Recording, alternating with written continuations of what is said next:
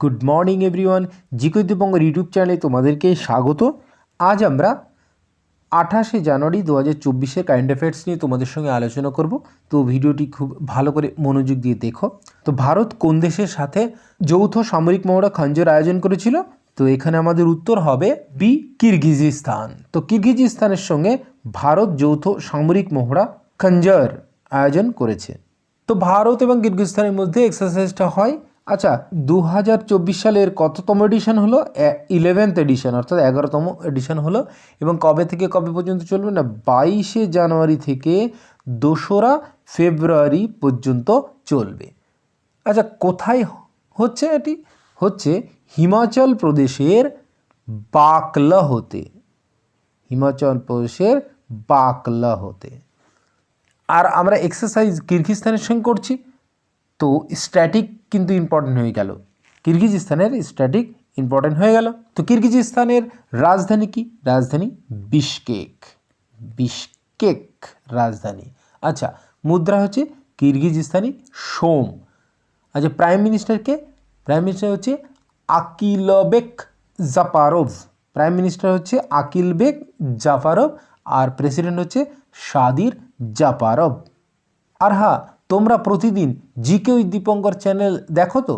যখনই মিলিটারি এক্সারসাইজের প্রশ্ন আসে, আমি গত 1 বছরে সব ইম্পর্ট্যান্ট মিলিটারি এক্সারসাইজ কিন্তু তোমাদের রিভাইজ করতাম। আর সম্প্রতি আমরা রিভাইজ করেছি, এই জন্য আজ আমরা রিভাইজ করব না। যদি কেউ নতুন আমাদের চ্যানেলে আসে, তবে সে যেন আমার 2-1 দিন আগের যে ভিডিওটি আছে, এই ভিডিওটির জন্য দেখে নেয়। চলো পরের প্রশ্ন, পরাক্রম দিবস কবে পালিত হয়? না, এখানে আমাদের উত্তর হবে 23শে জানুয়ারি। তো 23শে জানুয়ারি প্রতি বছর আমরা পরাক্রম দিবস পালন করি। এবং কার জন্মদিন এই দিন?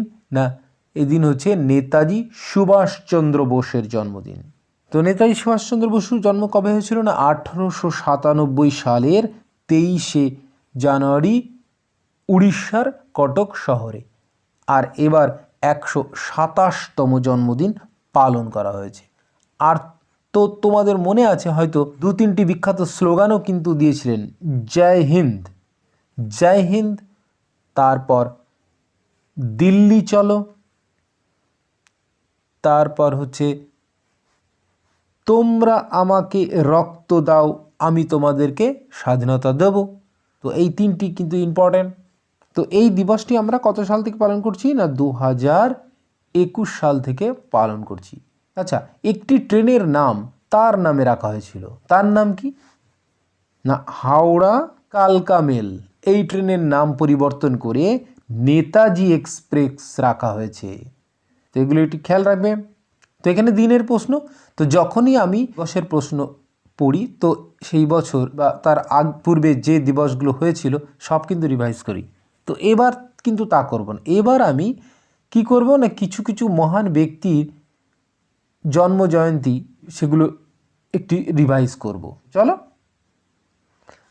না, স্বামী বিবেকানন্দের জন্মদিন কী হিসেবে পালন করা হয়? না, রাষ্ট্রীয় যুবক দিবস, জাতীয় যুব দিবস হিসেবে পালন করা হয়। জাতীয় যুব দিবস হিসেবে পালন করা হয় 12ই জানুয়ারি। মহাত্মা গান্ধীর মৃত্যুদিন শহীদ দিবস হিসেবে পালন করা হয় 30শে জানুয়ারি। সরোজিনী নাইডুর জন্মদিন রাষ্ট্রীয় মহিলা দিবস বা জাতীয় মহিলা দিবস হিসেবে পালন করা হয় 13ই ফেব্রুয়ারি। রাজীব গান্ধীর মৃত্যুদিনকে রাষ্ট্রীয় আতঙ্কবাদী বিরোধী দিবস হিসেবে পালন করা হয় 21শে মে। রাজীব গান্ধীর জন্মদিনকে সদ্ভাবনা দিবস পালন করা হয় 20 আগস্ট। মেজর ধ্যানচাঁদের জন্মদিনকে ন্যাশনাল স্পোর্টস ডে বা জাতীয় খেল দিবস হিসেবে পালন করা হয় 29শে আগস্ট। ডক্টর সর্বপল্লী রাধাকৃষ্ণনের জন্মদিনকে শিক্ষক দিবস হিসেবে পালন করা হয় 5ই সেপ্টেম্বর। স্যার মুক্সগন্ডম বিশ্বসারাইয়ার জন্মদিনকে ন্যাশনাল ইঞ্জিনিয়ারিং ডে হিসেবে পালন করা হয় 15ই সেপ্টেম্বর। পণ্ডিত দীনদয়াল উপাধ্যায়ের জন্মদিনকে অন্তোদয় হিসেবে পালন করা হয় 25শে সেপ্টেম্বর। আচ্ছা, মহাত্মা গান্ধীর জন্মদিনকে আন্তর্জাতিক অহিংসা দিবস হিসেবে পালন করা হয় 2রা অক্টোবর। ডক্টর এপিজে আব্দুল কালামের জন্মদিনকে বিশ্ব ছাত্র দিবস হিসেবে পালন করা হয় 15ই অক্টোবর। সর্দার বল্লভভাই প্যাটেলের জন্মদিনকে রাষ্ট্রীয় একতা দিবস হিসেবে পালন করা হয় 31শে অক্টোবর। মৌলানা আবুল কালাম আজাদের জন্মদিনকে রাষ্ট্রীয় শিক্ষা দিবস হিসেবে পালন করা হয় 11ই নভেম্বর। আচ্ছা, প্রথম প্রধানমন্ত্রী জওহরলাল নেহরুর জন্মদিনকে শিশু দিবস হিসেবে পালন করা হয় 14ই নভেম্বর। ডক্টর ভীমরাও আম্বেদকরের মৃত্যুদিনকে মহাপরিনির্বাণ দিবস হিসেবে পালন করা হয় 6ই ডিসেম্বর।